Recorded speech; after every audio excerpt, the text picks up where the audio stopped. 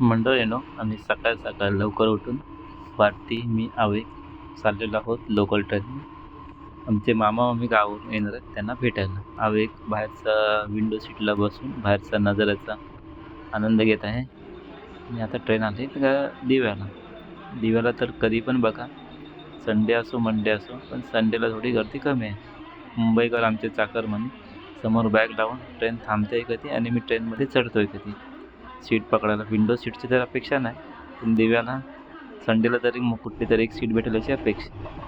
मुंबईला थोडा पाऊस, आज संडे होता पण पाऊस सकाळपासून जास्त होता, आता थोडा कमी झाला आहे. ट्रेन आपल्या रेग्युलर चालल्यात आणि आम्ही उतरलो ते घाटकोपरला. हे समोर दिसतं तर मेट्रो, इथून आपल्याला अंधेरीला जाता वगैरे येतं. आणि आता आम्ही इथून जाणार आहोत चेंबूरला.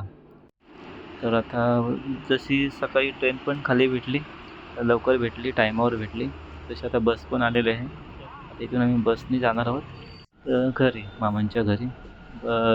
संडे म्हटलं की बस पणच खाले. आवेगाने वरती विंडो सीट घेतले. तर आम्ही चाललेलो आहोत मामा मामींना भेटायला. मामा मामी गावावरून काहीतरी खास भेट घेऊन येणार आहेत गावची. मामा मामी पण भेटलेले आहेत, गावाहून आलेले.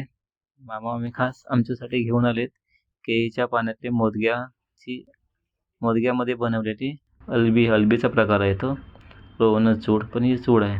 आणि आणलेलं कधी बनवतोय कधी नाही खातोय कशी. हे झाल्यानंतर आम्ही लवकर बनवलेली हलबीची चुडीची भाजी. तोंडाला पाणी सुटलं अशी एवढी गावठी भाजी.